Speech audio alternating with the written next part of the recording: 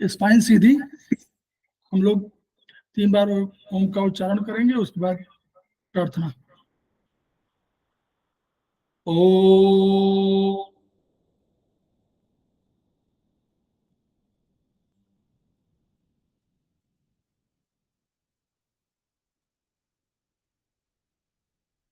ओ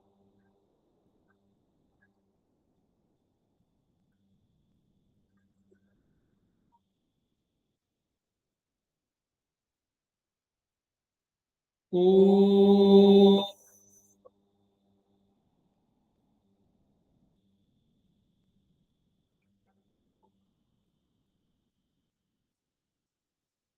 वह शक्ति हमें दो दयानिधे, कर्तव्य मार्ग पर डट जाए, पर सेवा पर उपकार में हम निज जीवन सफल बना जाए। वह शक्ति हमें दो दयानिधे, कर्तव्य मार्ग पर डट जाए। हम दीन दुखी निबलों विकलों के सेवक बन संताप हरे, जो हैं बिछड़े भूले भटके, उनको तारे खुद तर जाए। वह शक्ति हमें दो दयानिधे, कर्तव्य मार्ग पर डट जाए। देश दम्भ पाखंड झूठ अन्याय से निश दिन दूर रहे, जीवन हो शुद्ध सरल अपना, शुच प्रेम सुधारस बरसाए। वह शक्ति हमें दो दयानिधे, कर्तव्य मार्ग पर डट जाए। निज आन मान मर्यादा का प्रभु ध्यान रहे, अभिमान रहे, जिस देव भूमि में जन्म लिया, बलिदान उसी पर हो जाए। वह शक्ति में दो दयानिधे, कर्तव्य मार्ग पर डट जाए, पर सेवा पर उपकार में हम निज जीवन सफल बना जाए।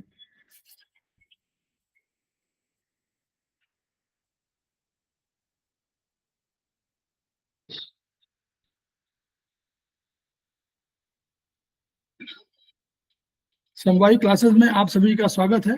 हमारे बीच में श्रीमती वर्षा श्रीवास्तव, उपाध्यक्ष समवायी फाउंडेशन उपस्थित है, उनका स्वागत है। हमारे बीच में रमेश चंद्र जी उपस्थित हैं, जो सेमेस्टर 2 के स्टूडेंट हैं, उनका स्वागत है।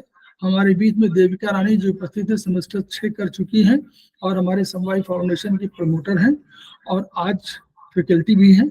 और इसके अतिरिक्त हमारे बीच में नीतू जैन जी उपस्थित हैं, सेमेस्टर 4 के स्टूडेंट हैं, उनका स्वागत है। और वो आज समवायी फाउंडेशन के प्रमोटर भी हैं और हमारे आज की फैकल्टी भी है। हमारे बीच में रंजन कुमार जी उपस्थित हैं, वो 3rd सेमेस्टर के स्टूडेंट हैं, उनका स्वागत है। तो हम लोग समवायी फाउंडेशन के सदस्य हैं और हम लोग एक्यूप्रेशर शोध प्रशिक्षण उपचार संस्थान प्रयागराज से संबद्ध हैं। वहां के 3 मनीषियों के हम ऋणी हैं।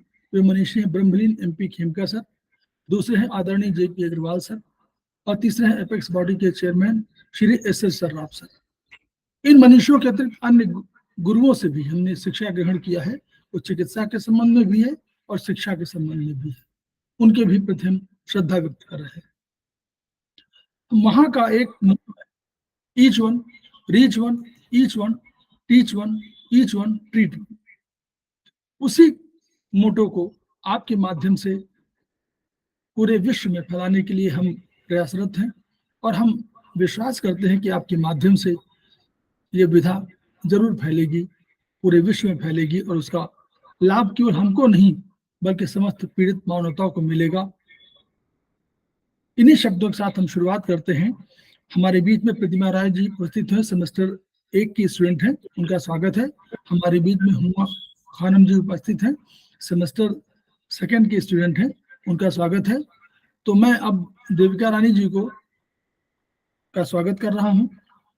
वो आज की फैकल्टी हैं और वो हम लोगों को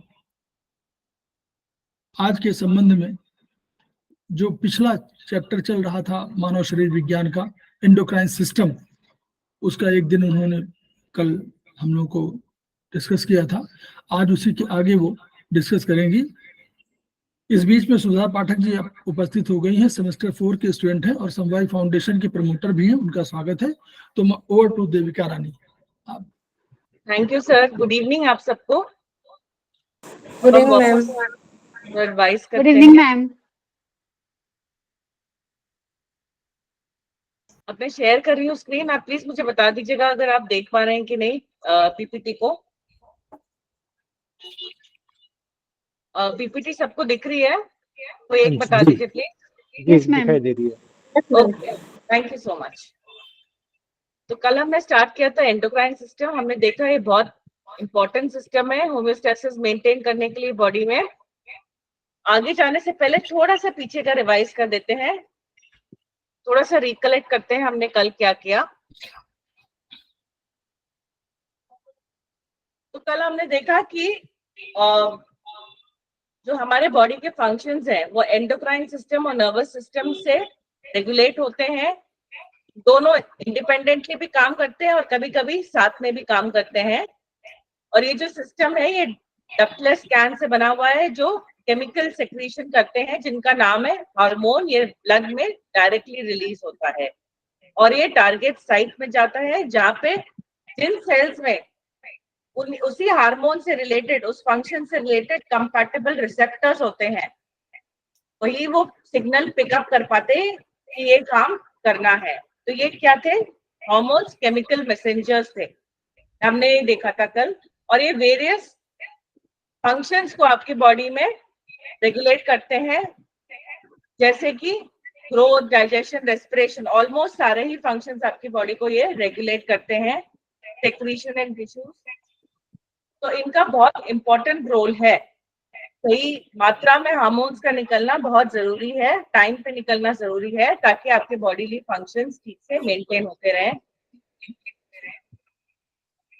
और ये अगर आप देखें तो आपको जो चेंजेस है एनवायरनमेंट में उसमें अडाप्ट करने में हेल्प करते हैं। आपका बैलेंस जो है सॉल्ट वाटर ब्लड में मेंटेन करने, इम्यून सिस्टम को इफेक्टिवली वर्क करने में हेल्प करते हैं और chemical reaction within a cell को कंट्रोल करते हैं और कंट्रोल करते हैं ट्रांसपोर्ट ऑफ वेरियस सब्सटेंसेस। अब हमने देखा कितने टाइप के हार्मोन है। एक जो थे वो लोकल हार्मोन है और जनरल हार्मोन है। लोकल जो है जिसका लोकल सिचुएशन भी, मतलब वो है भी लोकल एरिया में और उसका फंक्शन भी लोकल एरिया में कन्फाइंड है। फिर जनरल हार्मोन्स थे, वो दो तरीके के हैं। उसमें एक तो ये था कि भाई वो दूसरे आपके जो है ग्लैंड को स्टिमुलेट कर रहा है कि भाई अपना फंक्शन कीजिए। वो मैसेज भेज रहा है कि भाई वो आ तो कहीं और से रहा है पर वो दूसरे हार्मोन को जाकर के वहां टारगेट साइट पे उस ग्लैंड को स्टिमुलेट कर रहा है कि भाई अब आप हार्मोन निकालिए। और ये जो है टू हार्मोन है, ये क्या कर रहे हैं, ये एक वो तो निकल तो एक पर्टिकुलर प्लेस से रहे हैं बट ये पूरे बॉडी में इनका इफेक्ट हो रहा है। ये थे हमारे endocrine glands, female gland, hypothalamus, pituitary, thyroid, parathyroid, adrenal, pancreas. Females में ओवरीज, मेल में टेस्टिस।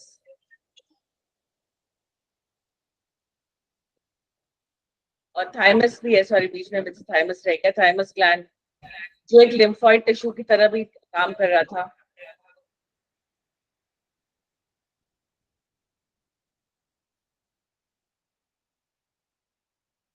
अब ये काम कैसे कर रहे थे? तीन तरीके से काम कर रहे थे।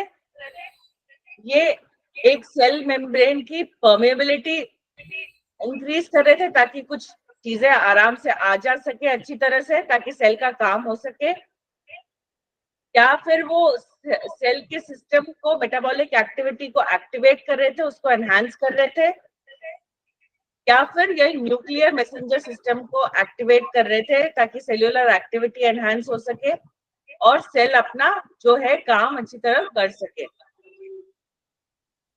और अपना काम करने के लिए क्या है, इनके प्रॉपर फीडबैक लूप है कि भाई एक हमने हार्मोन एक बार रिलीज हो गया, काम हो गया, फिर फीडबैक पहुंच गया, भाई ये काम हो गया, अब स्टॉप करना है, आगे कब भेजना है, प्रॉपर सब प्रॉपर फीडबैक लूप से ये काम करते हैं। फिर हमने पीनियल बॉडी देखा है, ये सेक्रीट करता है melatonin which helps to establish the body's wake and sleep cycle. और इसके बारे में ज्यादा कुछ पता नहीं है, बट ये है कि अभी जितना पता है कि ये काम करता है मेलेटोनिन सेक्रीट करने का, और यंग एज में ये श्रिंक होने लग जाता है, इनएक्टिव होता है विद इन ईयर। मतलब ये अगर ये नहीं हुआ, इनएक्टिव नहीं हुआ, तो प्यूबर्टी ठीक से हो नहीं सकती, ऐसा कुछ रिसर्चर्स का मानना है। प्यूबर्टी स्टेज बिगिन नहीं होता। फिर हाइपोथैलेमस हमने देखा, ये मास्टर है एंडोक्राइन ऑर्केस्ट्रा का, ये दे रहा है मैसेजेस आगे पिट्यूटरी को, पिट्यूटरी फिर आगे औरों को दे रहा है, और ये बहुत सारे आपके हार्मोन्स, न्यूरो हार्मोन्स को सेक्रीट कर रहा है, जो आपके अगेन बहुत सारे फंक्शंस को रेगुलेट कर रहा है, जैसे हंगर है, स्लीप, थर्स्ट, और आपके बिहेवियर तक को।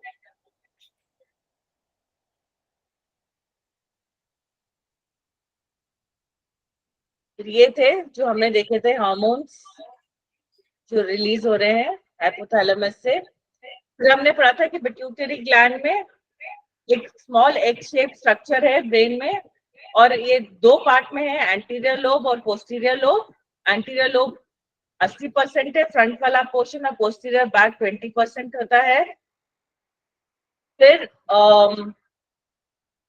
इनके जो है एंटीरियर लोब के अलग हार्मोन्स है, पोस्टीरियर लोब के दो अलग हार्मोन्स है। तो एंटीरियर लोब के जो है, एक हमने देखा ग्रोथ हार्मोन है, इसका मेन फंक्शन क्या था, growth and development of the body along with thyroxine, androgens, estrogen and glucocorticoids, ये हेल्प करता है। और ये रिमेन, ये न्यूबॉर्न में और बच्चों में हाई रहता है, और प्यूबर्टी के टाइम पे ये और फिर बहुत ज्यादा एक्टिव होता है ताकि ग्रोथ हो बच्चे की हर तरीके से। और ये it helps in development of permanent teeth, giving final shape to face and head, and also in intellectual development में भी हेल्प करता है। तो अगर इसका अगर लैक होगा तो बच्चा भी ओवरऑल रिटार्टेड होगा, हाइट में भी, इंटेलेक्चुअल एबिलिटी में भी, हर चीज में। और अगर ज्यादा होगा तो जाइगेंटिज्म हो जाएगा, हर चीज प्रीमेच्योर हो जाएगी, बच्चे की सेक्सुअल क्यूरियोसिटी फॉर प्रोक्रिएशन, मतलब अर्जेस भी ज्यादा हो जाएंगे जल्दी, डेवलपमेंट भी ज्यादा जल्दी होना शुरू हो जाएगा। तो ये इसके हाइपर एक्टिव का ये है इफेक्ट। फिर हमने देखा दूसरा प्रोलैक्टिन, ये प्यूबर्टी मेल्स में, प्यूबर्टी में enhances the activity of luteinizing hormone, उसका एक्टिविटी एनहांस करता है, और enhances the work efficiency of cells of Leydig of testis. और फीमेल्स में ये मदरहुड मेंटालिटी को डेवलप करता है ड्यूरिंग प्रेगनेंसी, और स्टिमुलेट करता है और मेंटेन करता है milk production following child birth. और it also helps to maintain alveolar tissue and milk tubules females में। ल्यूटेनाइजिंग हार्मोन क्या करता है फिर, वो ट्रिगर करता है ovulation in females, it causes ruptured follicle to become corpus luteum and stimulates testosterone production in males. तो अगर ये लैक हो गया तो फिर ओव्यूलेशन में नहीं, पॉसिबिलिटी है ना हो मेंस्ट्रुअल साइकिल में, तो फीमेल भी प्रेग्नेंट नहीं हो पाएगी। फिर है मेलानोसाइट स्टिमुलेटिंग हार्मोन, ये पिट्यूटरी ग्लैंड, हाइपोथैलेमस और स्किन पे प्रोड्यूस होते हैं, और ये क्या करते हैं, they stimulate the production and release of melanin by melanocytes in skin and hair. तो मेलानोसाइट स्किन में कैसे बनते हैं? Response to ultraviolet light.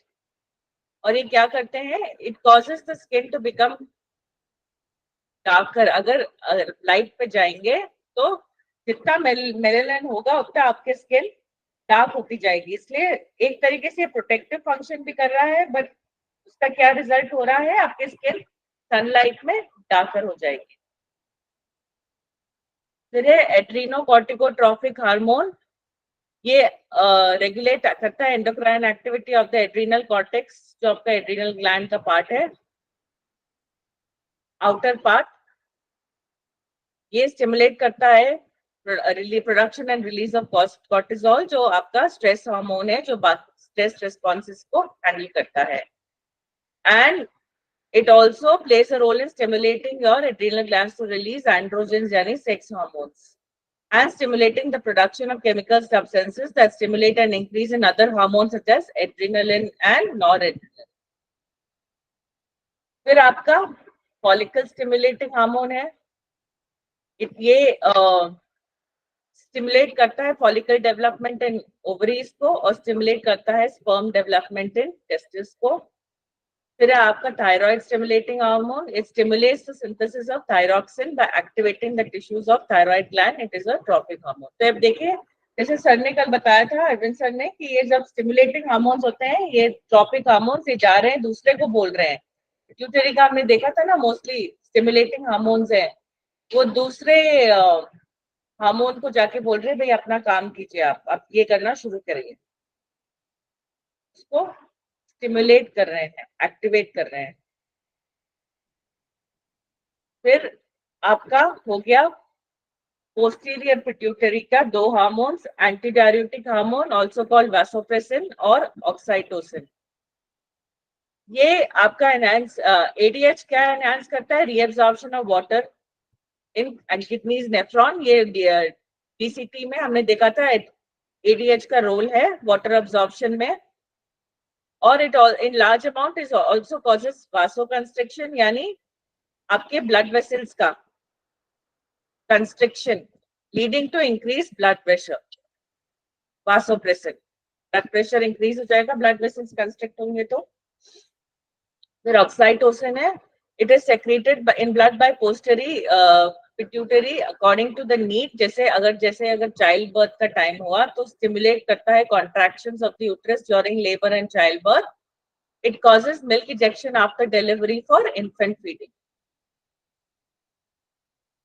फिर हमने ये पढ़ा था हाइपरपिट्यूटरिज्म, मतलब अगर पिट्यूटरी के हार्मोन ज्यादा होंगे तो इनके क्या क्या इफेक्ट्स है, थोड़े बहुत तो हमने देख लिए हैं, अभी ये आगे भी देखेंगे हम। और अगर कम हुआ तो एंटीरियर और पोस्टीरियर में ज्यादा हुआ और कम हुआ तो उनके क्या क्या इफेक्ट्स है, ये हमने कल देखे थे।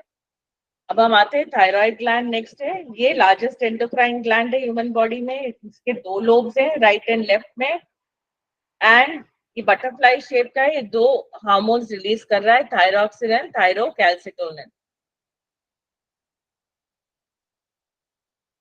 फिर आपके जो है इसका मेन जॉब क्या है थायराइड ग्लैंड का? Control the speed of your metabolism, मतलब बीएमआर, बॉडी मेटाबॉलिक रेट को ये कंट्रोल करता है, which is the process of how your body transforms the food you consume into energy.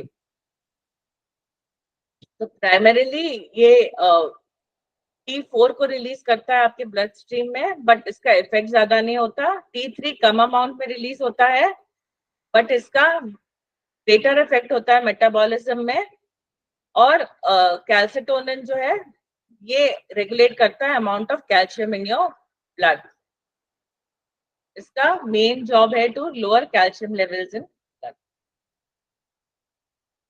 अब डिसऑर्डर्स अगर उसके होंगे, अगर ज्यादा होगा, ओवर एक्टिव थायराइड होगा, तो थायराइड हार्मोन ज्यादा होंगे तो इससे मेटाबॉलिज्म ज्यादा हो जाएगा, ज्यादा फास्ट रेट पे होता है। उसका रिजल्ट क्या होगा? Rapid heart beat, weight loss, increase appetite and anxiety. इसके अलावा और भी होते हैं, बहुत इफेक्ट्स होते हैं। और अगर हाइपो हुआ, आपका थायराइड ज्यादा इनफ हार्मोन्स नहीं रिलीज करें इनफ क्वांटिटी में, तो दूसरा ऑपोजिट इफेक्ट होगा, आप टायर्ड फील करेंगे, वेट गेन करेंगे, you will be unable to tolerate cold temperatures, ऐसे ऐसे फिर आपके इफेक्ट्स होने शुरू हो जाएंगे। और फिर थर्ड है गॉइटर। अगर आपका थायराइड ग्लैंड ज्यादा बढ़ गया जरूरत से ज्यादा तो वो एक लंप की तरह दिखता है और उसके फिर वैसे इफेक्ट्स होते हैं जैसे डिजीनेस हो गया, नेक वेन स्वेलिंग, होस्टनेस वगैरह इत्यादि। फिर पैराथायराइड ग्लैंड हमने देखा 4 ग्लैंड्स है पी साइज्ड के, located in the neck just behind butterfly, मतलब बिहाइंड है ये। थायराइड ग्लैंड के पैराथायराइड हार्मोन सेक्रेट करते हैं, ये ऑस्टियोक्लास्ट को स्टिमुलेट करते हैं to remove calcium from bone, blood में जाने के लिए। तो क्या होता है इसका result? Raises calcium levels in blood and stimulate the kidneys and intestine to absorb more calcium. अब अगर पैराथायराइड ग्लैंड ज्यादा का सेक्रीशन ज्यादा हो गया तो हाइपर पैराथायराइडिज्म हो जाएगा, कैल्शियम लेवल ज्यादा हाई हो जाएगा। इसका रिजल्ट क्या होगा? Increase thirst, increase urine production, abdominal pain इत्यादि। और अगर इनफ नहीं प्रोड्यूस हुआ, हाइपो हो गया, तो लो कैल्शियम लेवल्स हो जाएगा, ये हाइपोपैराथायराइडिज्म कहलाया जाता है। इसमें आपका टिंगलिंग सेंसेशन होगा, गुदगुदी जैसा, पिंस एंड नीडल सेंसेशन होगा, जैसे कोई सुई या नीडल चुभा रहा है, या मसल पेन, एकदम क्रैम्प, सिकुड़न ऐसा जैसा हो जाएगा, दर्द।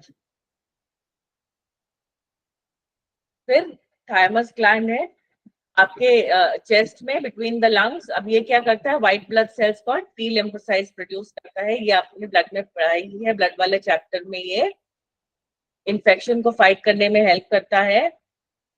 इसका डेवलपमेंट सबसे चाइल्डहुड में होता है, उसके बाद बंद हो जाता है, स्मॉलर हो जाता है ये और लेस एक्टिव हो जाता है and is replaced by fatty tissue. ये ऑल्सो प्रोड्यूस करता है hormone called thymosin which helps make and develop T cells. बाद में ये एक स्पेशल लिम्फोइड टिश्यू भी समझा जाता है। अब हम आते हैं, क्या तक हमने कल किया था, अब हम आते हैं एक और इम्पोर्टेंट ग्लैंड में, जिसको जो है पैंक्रियास, और जिसमें होते हैं आइलेट्स ऑफ लैंगरहैंस। ये irregularly shaped patches होते हैं of endocrine tissue located within the pancreas. So the normal human pancreas contains about 1 million islets.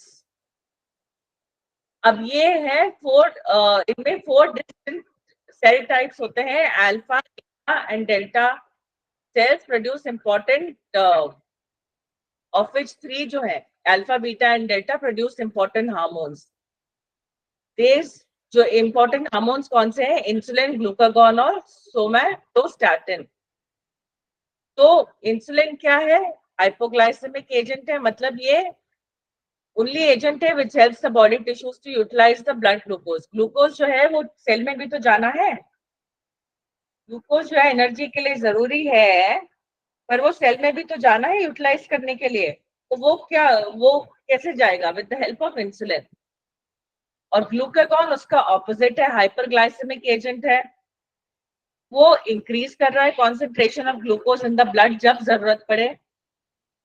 और फिर एक सोमैटोस्टैटिन है, it maintains a fine adjustment between insulin and glucagon in your pancreas. Somatostatin, एक minute, एक second hold करिए, एक second, थोड़ा कुछ इमरजेंसी है, एक सेकेंड। आप प्लीज एक मिनट वो रिकॉर्डिंग स्टॉप कर देंगे? एक सेकेंड, एक सेकेंड, एक सेकेंड, थोड़ा एक सेकेंड जाना है मुझे, एक सेकेंड होकर आती हूँ मैं। म्यूटेड है, आपकी आवाज नहीं आ रही मुझे एक सेकेंड होकर के आना है। हाँ ठीक है, हो। मैं बस 2 मिनट में होकर आती हूँ, आप हाँ प्लीज ठीक रिकॉर्डिंग पॉज कर दीजिए। रिकॉर्डिंग चलती रहेगी, नहीं तो डबल हो जाएगा।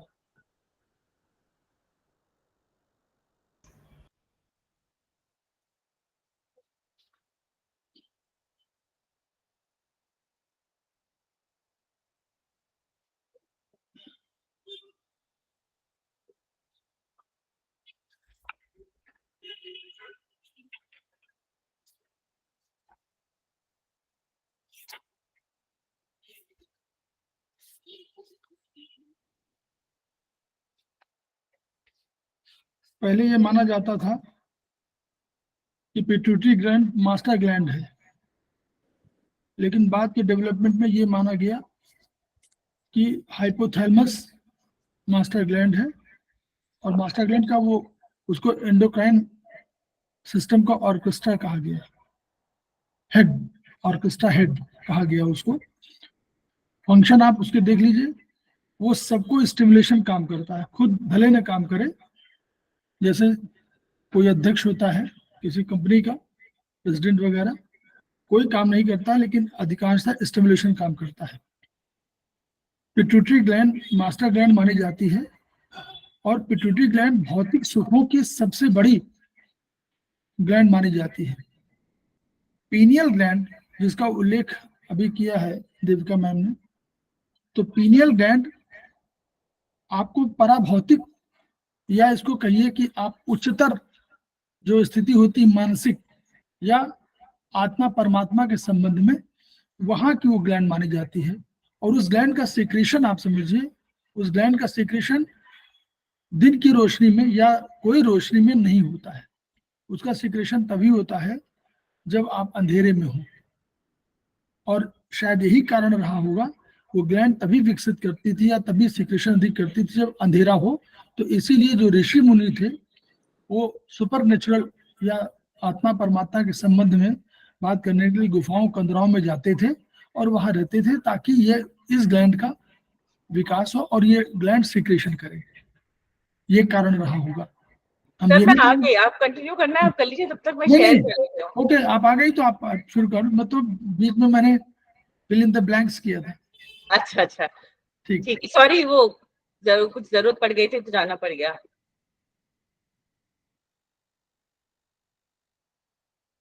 हाँ, तो ये अब दिख रहा है ना आप लोगों को वापस? Yes, ma'am. Yes, ma'am. तो ये अब थर्ड है सोमैटोस्टैटिन। हमने क्या था अभी, इंसुलिन ग्लूकागॉन, ये मेंटेन करता है fine adjustment between insulin and glucagon in your pancreas. Somatostatin prevents the release of pancreatic hormones और including insulin, glucagon and gastrin and pancreatic enzymes that aid in digestion. तो जब जरूरत पड़ेगी तो ये एडजस्टमेंट करेगा इन दोनों के बीच में।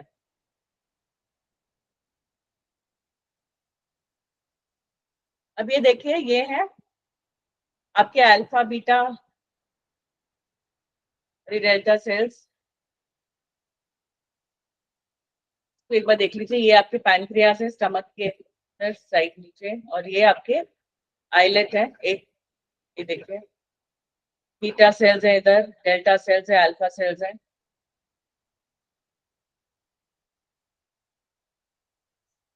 तो यहाँ से ये सेक्रीट कर रहे हैं।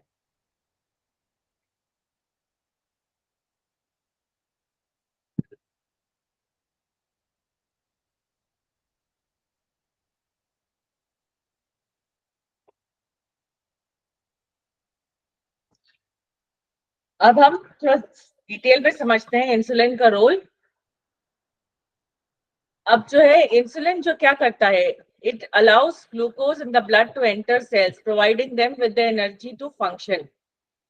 इंसुलिन की वजह से ही ग्लूकोज यूटिलाइज हो पाता है, आपके ब्लड में जो ग्लूकोज है वो यूटिलाइज हो पा रहा है एनर्जी बनाने के लिए। तो इंसुलिन कैसे कर रहा है? In the following ways, control blood sugar levels. After you eat, your body breaks down nutrients called carbohydrates into a sugar called glucose. Glucose is the body's main source of energy. It's also called blood sugar. Blood sugar क्या होगा? Obviously बढ़ जाएगा जब blood में sugar जाएगा, तो अब वो एनर्जी यूटिलाइज होनी है, तो जब वो ब्लड स्ट्रीम में एंटर होता है, पैनक्रियास रिस्पॉन्ड करता है बाय मेकिंग इंसुलिन। फिर insulin allows glucose to enter the body cells to give them energy. मतलब वो फिर जब वो इंसुलिन जब जाएगा तो सेल अलाउ करेंगे ग्लूकोज को और यूटिलाइज कर पाएंगे उस ग्लूकोज को एनर्जी हमें देने के लिए। फिर अगर it helps store extra glucose for energy. After you eat, insulin levels are high. Extra glucose is stored in the liver. अब ये जो स्टोर्ड ग्लूकोज है, इसको ग्लाइकोजन बोलते हैं।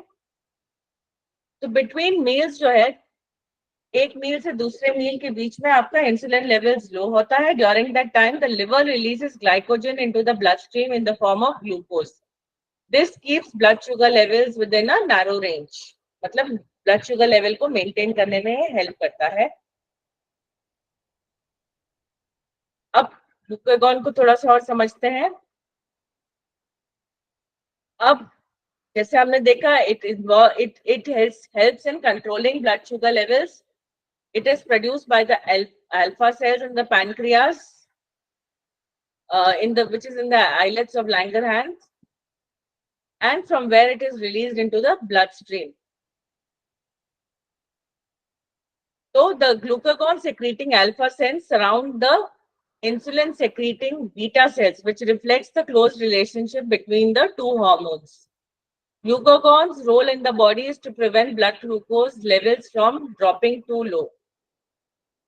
ये हेल्प करता है, अगर ब्लड ग्लूकोज लेवल्स बहुत लो हो जाएंगे तो उसमें भी समस्या हो जाएगी आपको, तो उसको प्रिवेंट करने में ये it acts in the liver in several ways. It stimulates the conversion of stored glycogen stored in the liver to glucose, which can be released into the bloodstream. This process is called glycogenolysis. ये हमने अभी थोड़ी देर पहले भी पढ़ा था। Between meals जो है ये काम कर रहा है। It promotes the production of glucose from amino acid molecules. This process is called gluconeogenesis. It reduces glucose consumption by the liver so that as much glucose as possible can be secreted into the bloodstream to maintain blood glucose levels. Glucose also acts on adipose tissue to stimulate the breakdown of fat stores into the bloodstream.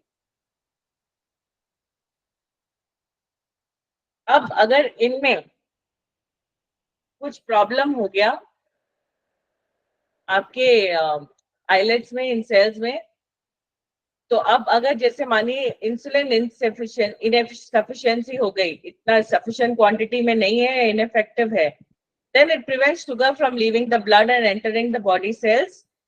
Sugar तो जाएगी नहीं ना फिर sales में ठीक से, तो this leads to diabetes mellitus. और ये दो टाइप के होते हैं। टाइप 1 है जो इंसुलिन डिपेंडेंट डायबिटीज कहा जाता है, is a condition which involves destruction of the beta islet cells of the pancreas and complete deficiency of insulin in the body. अब जब इंसुलिन ही नहीं होगा तो सेल कैसे यूटिलाइज करेगा ब्लड ग्लूकोज को? The patients are usually thin and require frequent injections of insulin to maintain a normal level of glucose in the blood.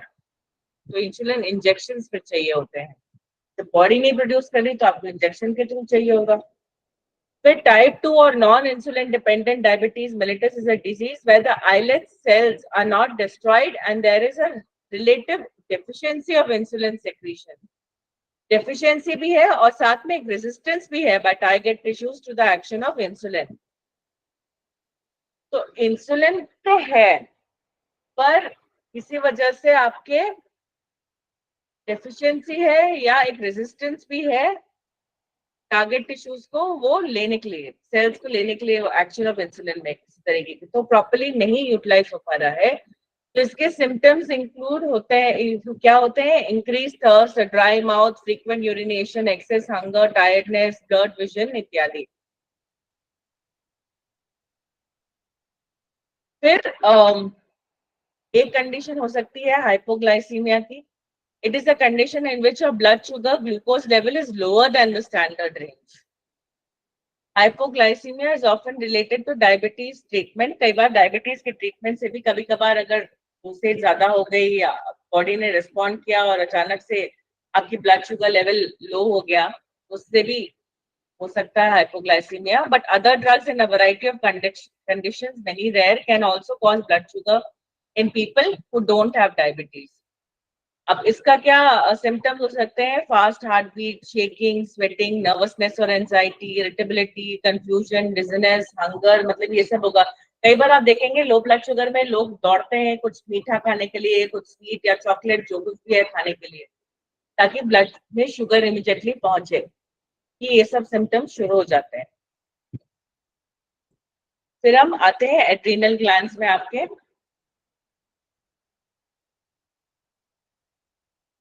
ये adrenal glands जो है आपके अपर एंड ऑफ ईच किडनी में होते हैं, या जैसे आप साइड में भी पिक्चर में देख सकते हैं।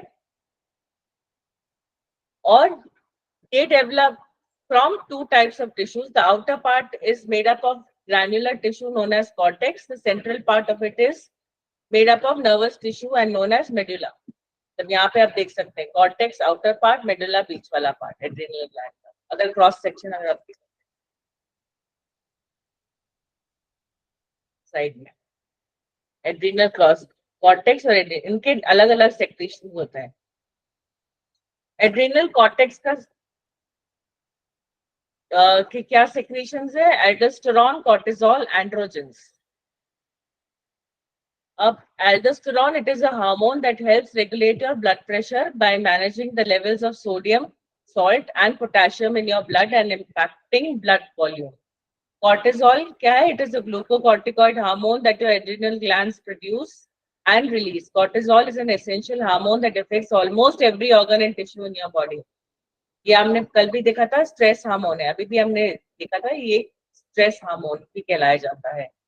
It regulates your body's stress response, promotes normal cell metabolism, helps in suppressing inflammation, regulating blood pressure, regulating blood sugar, controlling your sleep-wake cycle। मतलब इसके बहुत बॉडी फंक्शंस में इफेक्ट होता है।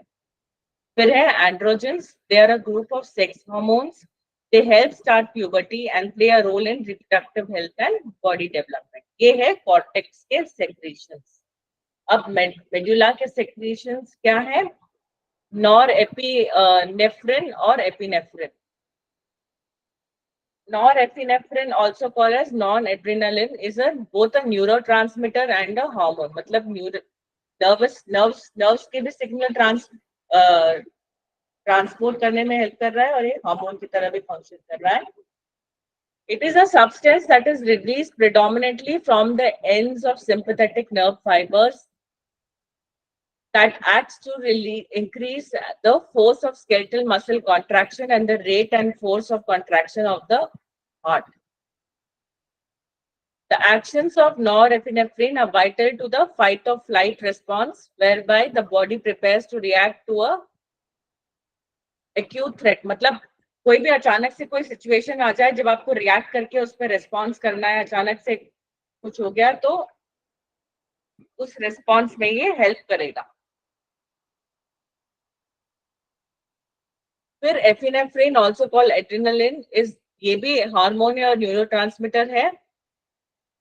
Epinephrine is released by your adrenal glands in response to stress. The reaction causes a number of changes in your body and is known as the fight or flight response to stress. Again, कोई भी situation हो, आपके लड़ने के लिए, आपको alert करने के लिए, आपको उसमें फाइट करने के लिए या उसको हैंडल करने के लिए ये आपको हेल्प करेगा। अगर इनके डिसऑर्डर्स हुए so when adrenal glands produce excessive amounts of certain hormones, they are called overactive. So symptoms and treatment depend on which hormones are being overproduced. Androgen hormones agar honge to an overproduction of androgenic steroids such as testosterone can lead to exaggerated male characteristics in both men and women. ज़्यादा होगा testosterone men में और women में भी in certain cases, तो भाई hair आ जाएगा face में और बॉडी में, ज्यादा baldness, acne, deeper voice and more masculinity, मतलब मेल कैरेक्टरिस्टिक्स ज्यादा बढ़ जाएंगे।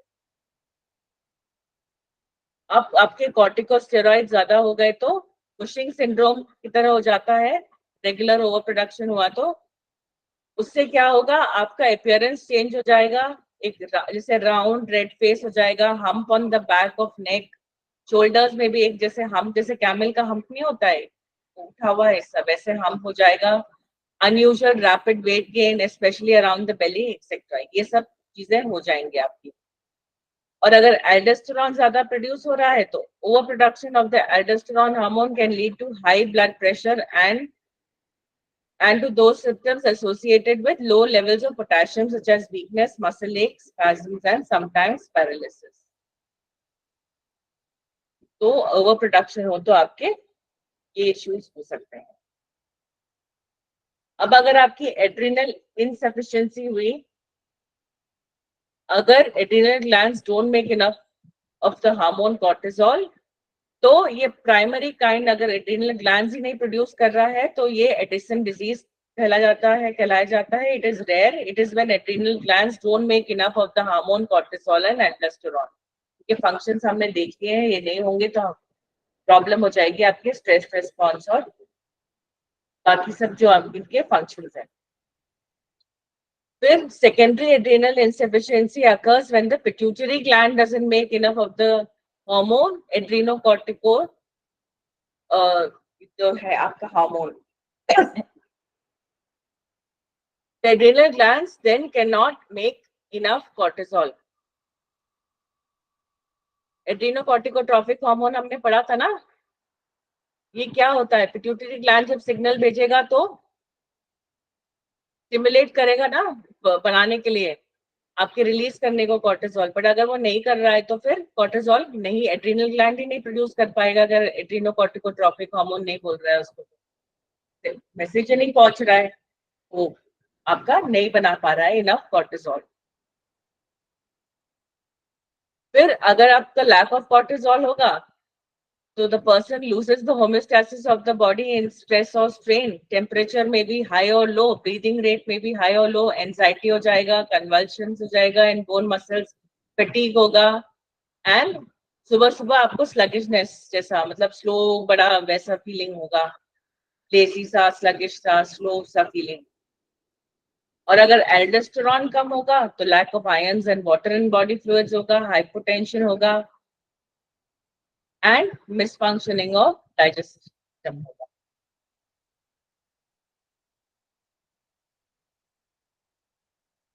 अब ये अगर hyper active ACTH and MSH हो गया, adrenocorticotrophic hormone and melanocyte stimulation hormone, तो आपकी क्या पिगमेंटेशन ऑन फेस, डार्कनेस, ये सब होगा, हैंड्स एंड लेग्स में dark patches of on mucous membrane of mouth cavity, मतलब ये सब चीजें शुरू हो जाएंगी। डार्क आपका डार्कनेस ज्यादा बढ़ेगा ना। Due to inefficiency of adrenal medulla, the tissues of body become unable to bear emergency and their lifespan become less. ये मेडुला की बात कर रहे हैं, इससे पहले हम कॉर्टेक्स की बात कर रहे थे, एड्रिनल इनसफिशिएंसी और हाइपर एक्टिविटी कॉर्टेक्स वाले, अब यहाँ पे मेडुला वाले हार्मोन्स की बात कर रहे हैं। अगर hyper activity of adrenal medulla हुआ तो दिस सिचुएशन कब होता है, it occurs due to the hypertrophy, increase in size of medullary cells. In this case, the patient will suffer from paroxysmal or sudden or sustained hypotension. Paroxysmal में sudden मतलब वैसे हो गया, एक अचानक से अटैक हो गया, या फिर sustained regular hypertension. The patient will show the following symptoms of tachycardia, extrasystole and ventricular fibrillation. That is, the lower heart chambers contract in a very rapid and uncoordinated manner. As a result, the heart doesn't pump blood properly to the rest of the body. Blood नहीं कर पाएगा ना अगर uncoordinated manner में हो रहा है तो contractions. The patient will also have excess sweating and he will have a fear psychosis.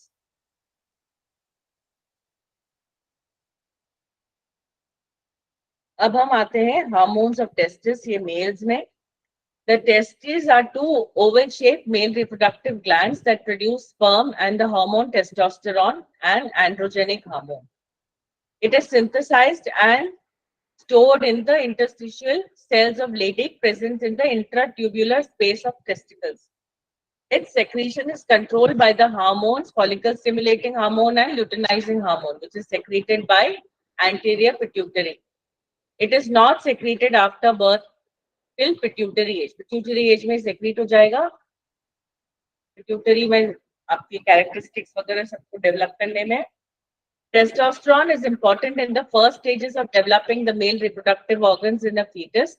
It also causes the development of male characteristics such as growth of facial hair, deepening of voice, and the growth spurt that takes place during puberty. ये देखिए, Leydig cell के बीच में interstitial tissue जो हमने अभी बताया था,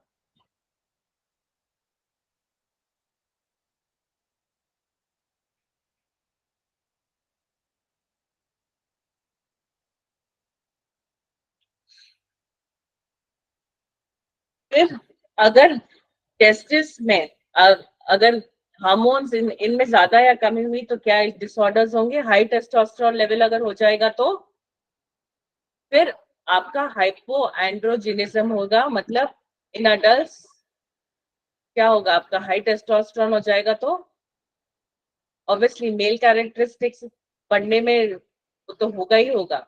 आपकी जो हमने कैरेक्टरिस्टिक्स पढ़े हैं जिसको डेवलप करने में ये हेल्प करता है। उसके अलावा there may be a risk of complication such as liver tumour, jaundice and an enlarge prostate gland. Excess secretion increases libido, जो आपका सेक्स ड्राइव है उसको भी इंक्रीज करता है ये। फिर डेफिशिएंसी ऑफ टेस्टोस्टेरोन है तो low testosterone levels are known as hypogonadism. An adult male with low testosterone levels may have small testes and large breasts known as gynecomastia, difficulty gaining muscle mass, low sperm count, low energy, low libido, osteoporosis, hot flashes, in severe cases anemia भी हो सकता है testosterone levels low तो।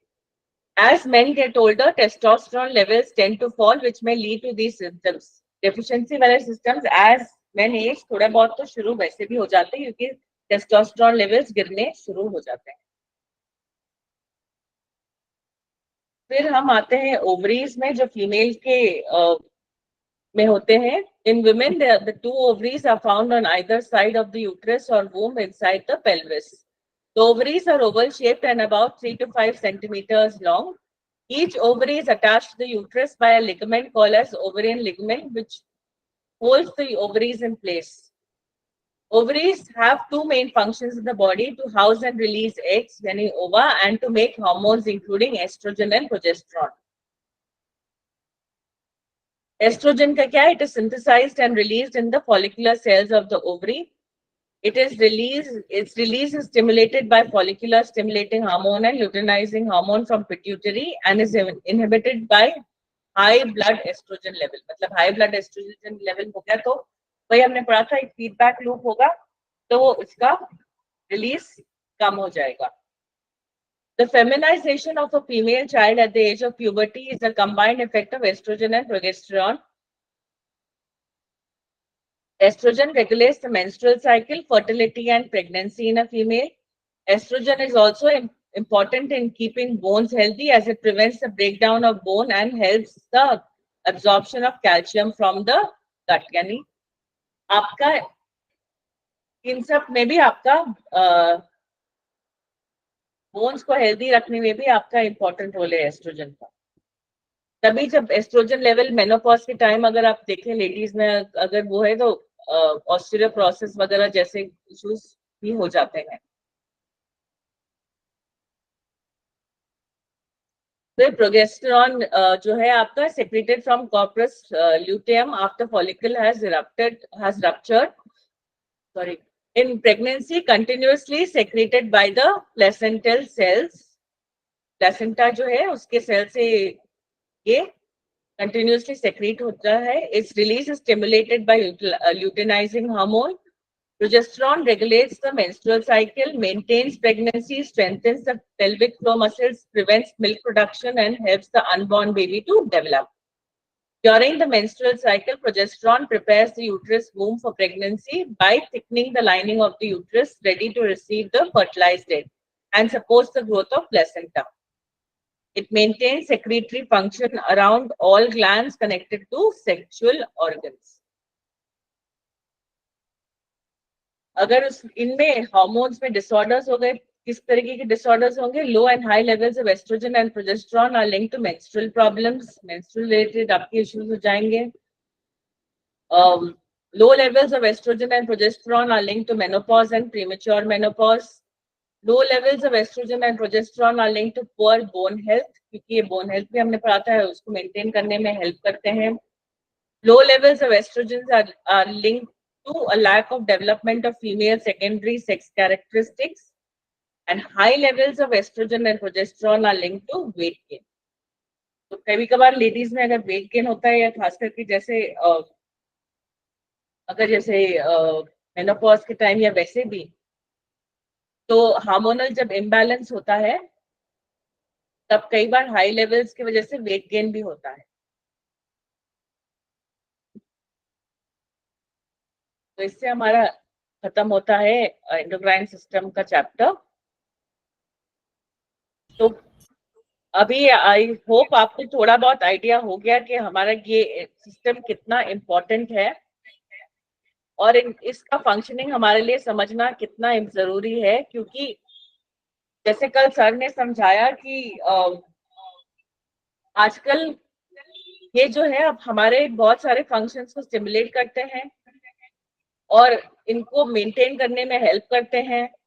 तो अब इनके disorders भी आज की डेट में कई बार बहुत देखने को मिलते हैं, जैसे थायराइड का हो गया, डायबिटीज हो गया, ये सब बहुत नॉर्मल हो गया है। लाइफस्टाइल डिजीजेस बहुत हो गई है हार्मोन से रिलेटेड। तो इनका लेवल मेंटेन रखना, ठीक से इनका फंक्शनिंग प्रॉपर मेंटेन होना बहुत जरूरी है, ताकि आपके बॉडी के फंक्शंस ठीक से चलते रहे, प्रॉपरली चलते रहे। अगर नहीं हुआ तो हमने जैसे कल सर ने बताया, हमारे पास प्रोटोकॉल्स है, ट्रीटमेंट मेथड्स है। हमारे आयुर्वेदिक एक्यूप्रेशर में आपने देखा होगा, फिंगर्स एंड मिडिल जॉइंट जो है, आपकी जो पित्त जॉइंट है, उसमें डिफरेंट आपके ग्लैंड्स हैं, उनमें आप ट्रीटमेंट कर सकते हैं। उनको ट्विस्टिंग, मोस्ट बेसिक चीज आप बता सकते हैं, भाई आप मेथी स्ट्रिप डालिए, ट्विस्टिंग करिए। तो पहले पर आपको समस्या तो पता होनी चाहिए कि क्या है, क्या ग्लैंड क्या सेक्रीट कर रहा है और उस सेक्रीशन का क्या फंक्शन है। तो वो समझना हमारे लिए बहुत जरूरी है कि पहले तो या तो वो पिट्यूटरी ग्लैंड में प्रॉब्लम है, या पिट्यूटरी ग्लैंड के सेक्रीशन में प्रॉब्लम है, कि मेन ग्लैंड के सेक्रीशन में प्रॉब्लम है। ये सब चीजें हमारे लिए समझना बहुत जरूरी है, और जो ग्लैंड सेक्रीशन कर रहा है उससे क्या क्या प्रॉब्लम हो रही है। तो ये जब आप समझेंगे तब आप ट्रीटमेंट कर पाएंगे।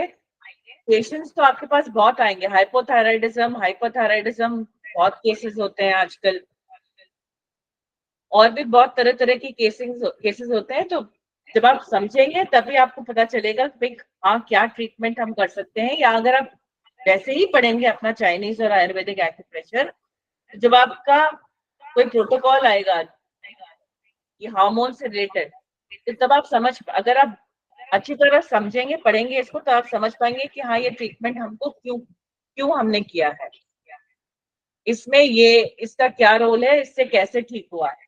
तो इसको आप अच्छी तरह पढ़िए, अपने नोट्स बनाइए। इसको सबसे इजी तरीका है समझने का, आप अपने नोट्स बनाइए, पढ़ के चाहे एक दो लाइन में आप लिखिए। आप थोड़ा बहुत भी कर लेंगे तो आपको समझ में आ जाएगा कि क्या हार्मोन्स है। अपने नोट्स बनाएंगे तो आपको याद रखने में भी समझ में आएगा और हेल्प मिलेगी, और वैसे भी आपको इनका फंक्शंस भी समझ में आएगा अच्छी तरह। थैंक यू देविका, तो बढ़िया हो गया। और आप लोगों थैंक यू ने मैम। कुछ समझ में आया किसी को? कितना रहा मैम? ये लोग तो सब फर्स्ट सेमेस्टर के हैं सर, बड़ा डिफिकल्ट है।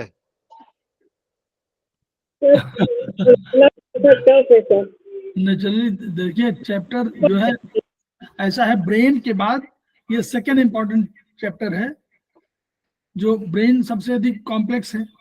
उसके बाद जो है हम लोग पहले से पढ़ चुके हैं कि हमारे पास मेन सिस्टम 3 है। एक सिस्टम हमारा है जो रक्त बनाता है। रक्त को हम लोग बोलते हैं कि वो हमारी फैक्ट्री का एक प्रोडक्ट है। तो रक्त बना तो सारी मशीनें हमको रक्त बनाती हैं। कौन सी? हमारे मुंह से शुरू करते हुए और लार्ज इंटेस्टाइन तक हम लोग बनाते हैं क्या? रक्त। रक्त बन गया। अब रक्त का दूसरा एक ट्रांसपोर्टर ढूंढना पड़ता है, तो ट्रांसपोर्टर के रूप में आता है हार्ट। उसके बाद वो दोनों लोग क्या करते हैं, हार्ट जो है हीमोग्लोबिन को और आपको सबको ये न्यूट्रिशन को रक्त के माध्यम से पूरे सेल्स में ले जाता है। तो ये ट्रांसपोर्टर हो गया। अब उस ऑर्गन को कितनी आवश्यकता है, उस सेल को कितनी आवश्यकता है, ये हिसाब रखने के लिए हमारे पास 2 मैनेजर हैं। एक मैनेजर हमारा है एंडोक्राइन सिस्टम और एक मैनेजर हमारा नर्वस सिस्टम। तो ये दोनों मिलकर के ये तय करते हैं कि उसको कितनी जरूरत है। इस सेल को जरूरत 4 की है तो 4 पहुंचाइए, 2 की है तो 2 पहुंचाइए, 1 की है तो 1 पहुंचाइए। क्योंकि ट्रांसपोर्टर को तो मालूम नहीं है कि कितना पहुंचाना है, वो तो सीधे जाएगा, तो वो बताते रहते हैं कि आपको। तो इसलिए ये कॉम्प्लेक्स दो सिस्टम बहुत इंपॉर्टेंट है, ये इन कोऑर्डिनेशन विद, और कभी कभी ये उस पर भी कंट्रोल करता है, यानी ब्रेन सिस्टम पर भी कंट्रोल करता है। तो हाइपोथैलेमस आपने पढ़ा होगा, अभी बताया देविका मैम ने, हाइपोथैलेमस हमारा एंडोक्राइन ऑर्केस्ट्रा का चीफ है।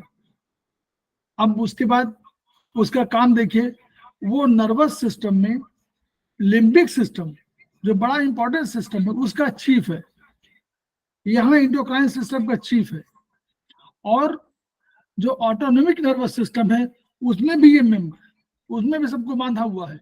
आप सोचिए उसका कितना इंपॉर्टेंस है। तो इसलिए in coordination with nervous system, endocrine system दोनों एक बहुत कॉम्प्लेक्स हैं, और इसीलिए थोड़ा सा टफ तो है, इसमें कोई शक नहीं। लेकिन हमको क्या करना है, हम अभी देविका मैम ने यही कहा, हमको अधिक कुछ नहीं जानना, हमको रिसर्च नहीं करनी बहुत, हमको केवल उनके जो सीक्रेशन है उन सीक्रेशन को जान करके और उसके जो सिम्टम है उनको जान लेना है। मान लीजिए सिम्टम को आ रहा है कि हमारा ये डेवलपमेंट नहीं हो रहा है, तो हमने कहा कि हमको थायराइड है, तो थायराइड में हमने, हमारे पास रिपोर्ट आ गई T3, T4, TSH, हमने देखा कि TSH या T3, T4, तो T3, T4 के लिए हमने थायराइड में जाकर के वहां पर हमने फंक्शन को प्रभावित किया और ट्रीटमेंट दे दिया। हमको मालूम हुआ कि नहीं TSH में अंतर है, तो हमने पिट्यूटरी को भी साथ में ले लिया, थायराइड को भी लेंगे लेकिन पिट्यूटरी को भी साथ में ले लिया।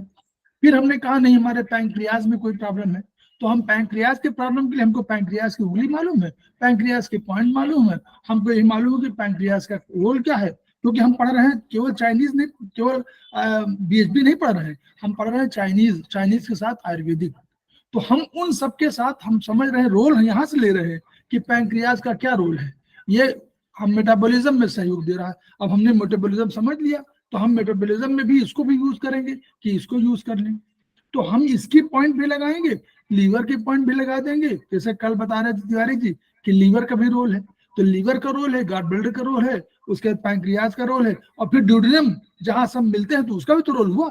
जिस घर में आप रह रहे हैं, आप अपनी अच्छी एनर्जी लेके जा रहे हैं या खराब एनर्जी लेके जा रहे हैं, तो घर प्रभावित हो रहा है कि नहीं हो रहा। तो वैसे ही जहां पर आप लेके जा रहे हैं ड्यूडेनम, वहां पर सब प्रभावित हो रहे हैं। तो पैंक्रियाज, लीवर और गॉल ब्लैडर से आता हुआ जूस और पैंक्रियाज का जूस और इंटेस्टाइनल जूस तीनों मिल गए, और यहाँ आपका मेटाबॉलिज्म हुआ। पैंक्रियाज को हम लोग मानते हैं दो तरह का, एक एंडोक्राइन सिस्टम का और एक जो है एक्सोक्राइन सिस्टम का। तो एक्सोक्राइन सिस्टम में हमारा जो पैंक्रियाटिक जूस आ रहा है वो जिम्मेदार है, और इसके लिए हमारा जिम्मेदार है एंडोक्राइन के लिए, ये आपने पढ़ा इंसुलिन। अब बीमारी तो आपको डायबिटीज बहुत बीमारी नॉर्मल लगती नहीं है, लेकिन बीमारी की जड़ है, अनेक बीमारियों की जड़ है। वही जब कल बता रहे थे कि वो भूखे रहे थे, वो कहे ग्लूकोज की जरूरत होगी, तो वो चोरी से जाकर ग्लूकोज वो तुरंत लड्डू खा लेगा जाकर के, क्योंकि उसको भूख लगी हुई है।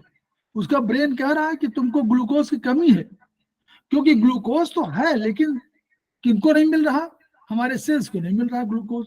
तो वो अपने रिसेप्टर से सूचना दे रही हैं कि भैया हमको भूखे हैं, हमको चाहिए ग्लूकोज। फिर वो ब्रेन के पास पहुंचा, हाइपोथैलेमस एक्टिव हुआ, हाइपोथैलेमस ने कहा कि भाई पिट्यूटरी सिस्टम से कहा कि भाई निकालो, तो वो सब लोग सक्रिय हुए और उन्होंने किया। अब उन्होंने कहा खाना खाओ, तो ग्लूकोज की डिमांड बढ़ गई, तो मुंह से हमने खाना खाया, फिर वही ग्लूकोज खा लिया, ग्लूकोज खा तो लिया, फिर सेल में नहीं पहुंचा, तो ग्लूकोज ब्लड में तो बढ़ रहा है, सेल के अंदर नहीं जा रहा है, क्योंकि हमारे पास इंसुलिन या तो कम है या है ही नहीं, क्योंकि बीटा सेल। तो हमको क्या करना, हमारे चाइनीज और हमारे आयुर्वेदिक में डिफरेंट थेरेपी है। हम उस थेरेपी को ये यूज करते हैं कि हमारी थेरेपी ये नहीं कहती है कि हम कहते हैं पैंक्रियाज का फंक्शन बढ़ाइए, instead of giving insulin in a particular patient's body, we should treat pancreas. अगर हमारा टाइप 1 नहीं है, जो जन्मजात है तो हम लोग किडनी में काम करेंगे, अगर जन्मजात है तो हम लोग किडनी में काम करेंगे। अगर यही तो सर है, अगर जन्मजात है तो यहाँ हमारे पास अब 3rd सेमेस्टर के बाद आ गई हमारे पास ओआर मेरिडियन। N D meridian. तो हम एनडी मेरिडियन में काम करेंगे, ओआर मेरिडियन में काम करेंगे, और उसके साथ साथ हम लोग किडनी मेरिडियन में काम करेंगे, चाइनीज में। तो इनमें मेरिडियन में हम टाइप 1 की कोशिश करेंगे। हम ये नहीं कह रहे हम सक्सेसफुल होंगे, हम टाइप 1 में कोशिश करेंगे। कि क्यों? आनुवांशिकता जो है हम लोग मानते हैं कि प्रारंभ से आती है और जन्मजात आती है, ईश्वर के प्रदत्त है, तो किडनी में संरक्षित है चाइनीज थेरेपी। यहाँ हम लोग कहते हैं ओआर मेरिडियन है, ऑर्गन पेरेंचाइमा है, यानी कोई चीज उसके सेल्स कहीं वो है और किसी ऑर्गन के, तो ऑर्गन पेरेंचाइमा में हम लोग ओआर मेरिडियन को ट्रीट करेंगे। एंटी मेरिडियन हम लोग बोलते हैं ब्रेन की मेरिडियन है, ब्रेन का यूटिलाइजेशन हर जगह है, तो हम लोग वहां यूज करेंगे। टाइप 2 है, तो टाइप 2 में हम जानते हैं कि वो सेल किसी कारण से नहीं बना रही है, वो सेल बनाती थी, इंसुलिन निकालती थी, लेकिन इंसुलिन की मात्रा घट गई है। तो इंसुलिन की पर्याप्त मात्रा के लिए हमारे पास ये लिखे हुए हैं कि भाई कौन कौन से सिक्रेशन है जो हमारे हार्मोन बढ़ा देंगे, कौन कौन से बीटा सेल। तो हमको बीटा सेल को यानी पैंक्रियाज को हमको टोन करना है, और पैंक्रियाज को टोनिंग करने से हम पैंक्रियाज को प्रभावित कर लेंगे और उसको उसकी फंक्शन। भाई एक बच्चा सो रहा है, नहीं पढ़ रहा है, तो आप उसको क्या करेंगे? उसको कहेंगे सोते रहो और सब्जी लाने के लिए को नहीं भेजेंगे, कहेंगे कि हम छोटा भाई ले आएगा, नहीं, उसको कहिए कि तुम भी सब्जी लेने जाओ, तुमको सक्षम बनाएंगे, उसके साथ एक किसी को भेज दीजिए, अगली बार उसको कहिए खुद जाओ। तो ये जब करेंगे तो वो जो है, जो अकर्मण्य है, वो कर्म करने लगेगा। ये हमारी थ्योरी है। हमारी थ्योरी नहीं कि हम इंसुलिन का इंजेक्शन हमने ठोक दिया और सारे दवाइयां पी दिया और खत्म हो गया, तो फिर भी थोड़ा सा डिफरेंट है। इस हम किसी थेरेपी की हम लोग आलोचना नहीं कर रहे हैं, हम अपनी थेरेपी की बात करें। हमारी थेरेपी ये कहती है अकर्मण्य मत बनाइए पैंक्रियाज को ट्रीट करिए, इट शुड बी टोन्ड। उसकी एनर्जी कहीं कम हो गई है, बीटा सेल नहीं काम कर रही है, बीटा सेल से अगर होने लगा इंसुलिन तो सारा काम होने लगेगा। हमारा काम तो ये है। तो इसलिए ऐसे किडनी के मामले में हम लोग करते हैं। कि किडनी के मामले में जब हम किडनी को हम कहते हैं तो वहां कहते हैं एलोपैथ में कहता है किडनी में पानी कम पीजिए, क्योंकि उनको वो कहते हैं किडनी फंक्शनल नहीं है, तो पानी अगर पिएंगे तो पानी को उनको निकालना पड़ेगा किसी माध्यम से। वो कहेंगे कि हर हफ्ते आइए और आपका पानी निकाल देंगे, यानी ब्लड का पूरा सर्कुलेशन हटा देंगे।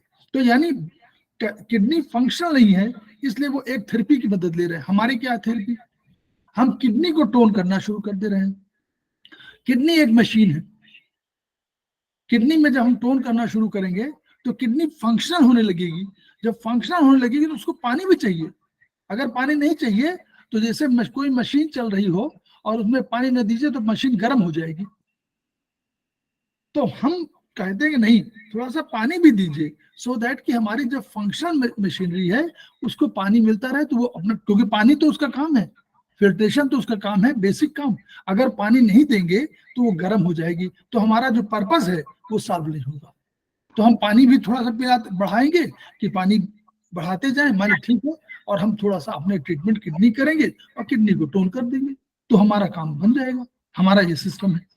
हमारे पास आयुर्वेद में आत्मा है, एक आत्मा कंसेप्ट है। किडनी की आत्मा मर रही है तो किडनी की आत्मा को हम टोन करना चाहेंगे। किडनी मतलब सेल की आत्मा है, कोशात्मा हर जगह है ना। जैसे परमात्मा है तो वैसे हमारे पास आत्मा है, और आत्मा है तो हमारे सेल्स में भी तो आत्मा है। अगर सेल्स जीवित, हमको कहते हैं सेल्स जीवित है, तो यानी अगर जीवित है तो उसमें आत्मा है। अगर आत्मा है तो वो सेल अपने आप अपनी तैयारी सब कर रहा है, हमसे तो नहीं पूछ रहा ना। वहां न्यूक्लियस बैठा हुआ है, वो कह रहा है कि 2 भाग में बढ़ जाओ, 2 भाग में बढ़ गया। वो कहता है कि ये काम करो, माइटोकॉन्ड्रिया तुम काम करो, कर दिया। उनको बाद अंत में कह दिया कि वो सेल नहीं काम कर रहा है, उसको मार दो। इसको जो उनके सिस्टम बने हुए हैं तो वो डिफेंस वाले वो कहते हैं भाई लाइजोसोम है, तो कहते हैं लाइजोसोम बाहर से दुश्मन आया है तो लाइटिक कर दो, लाइसिस कर दो। यानी सारी फंक्शन तो हम जो कर रहे हैं हम भी तो यही करते हैं। आक्रमण बाहर से होता तो उसको वो मारता तो हम अपने हथियार हम भी उठाते हैं, तो वैसे ही तरीका सेल्स भी तो कर रहा है। तो सेल्स की कोशात्मा है, अगर वो डेड हो रही है तो हम लोग कोशिश करेंगे कि उसको बचाएं। हमारे पास थोड़ा ऐड करूं मैं, थोड़ा सा आप जो बोल रहे हैं उसमें मैं जो इन्होंने बोला था थोड़ा डिफिकल्ट है। देखिए डिफिकल्ट तब तक है जब तक आप इसको चैप्टर को ब्रेक डाउन ना करें। शुरू से आप शुरू से समझिए पहले क्या है, ग्लैंड्स है, हार्मोन्स, एंडोक्राइन सिस्टम है एक, उसमें ग्लैंड्स है, डक्टलेस ग्लैंड्स है, और ब्लड स्ट्रीम में हार्मोन्स डाल रहे हैं, केमिकल मैसेंजर है, वो टारगेट साइट में जाकर के अपना काम कर रहे हैं। फिर आप उसको ब्रेक डाउन करिए कि भाई ये ग्लैंड है, अब इनके ये हार्मोन है। अब आप समझेंगे पहले तो आप हार्मोन किस तरीके से काम कर रहे हैं, कितने तरीके के हार्मोन है, तब आपको समझ में आएगा कि भाई हाँ ये तरीके क्या हार्मोन है, कुछ लोकली काम कर रहे हैं, कुछ कहीं स्टिमुलेट करके कुछ वैसे कर रहे हैं, किसी और को स्टिमुलेट कर रहे हैं, कुछ एक जगह सेक्रेट होके पूरे बॉडी में उनका फंक्शन हो रहा है, जैसे हमने इंसुलिन पढ़ा अभी। तो ऐसे अगर आप ब्रेक डाउन कर करके एक एक चीज को समझेंगे, पहले उसका मेन कॉन्सेप्ट समझिए, फिर उसके बाद आप ग्लैंड्स के सेक्रेशंस हार्मोन्स पे जाइए। फिर आप पहले तो आप समझेंगे हाइपोथैलेमस क्या है। हाइपोथैलेमस तो मेन है, जो पिट्यूटरी को भी बोल रहा है कि भाई आप ये करिए। उसके बाद पिट्यूटरी ग्लैंड वो स्टिमुलेटिंग हार्मोन सेक्रेट कर रहा है, जो बाकी अपने ग्लैंड्स को बोल रहे हैं कि भाई आप अपना करिए काम। तो आप उसको एंटीरियर और पोस्टीरियर में डिवाइड करिए, वो आपकी बुक में बहुत अच्छी तरह दिया हुआ है कि कौन कौन से एंटीरियर सेक्रेशन करे। एक पेज में आपको पूरी लिस्ट बनी हुई है, बहुत अच्छी तरीके से बनी हुई है। और वो क्या क्या, फिर आप जाइए उनके फंक्शंस पे, फिर वो ग्लैंड्स पे जाइए, ग्लैंड्स पे आपको पूरा अच्छी तरह उसको अपने नोट्स बनाते उसको ब्रेक डाउन करना पड़ेगा बेसिक कॉन्सेप्ट हार्मोन का समझने के बाद। तो आपके लिए धीरे धीरे ये इजी होना शुरू हो जाएगा कि भाई जब आप समझेंगे कि कोई काम करा रहा है, कोई काम कर रहा है, फीडबैक हो रहा है, उसकी वजह से काम चल रहा है, तो इससे आपका इजी होना शुरू हो जाएगा, खुद आपको थोड़ा थोड़ा समझ में आने लग जाएगा ये। ठीक, ओके, थैंक यू देविका। हम लोग थोड़ा सा ब्रेक लेते हैं और 3-4 मिनट का ब्रेक लेकर के हम लोग आते हैं। तिवारी जी हमको बता दीजिएगा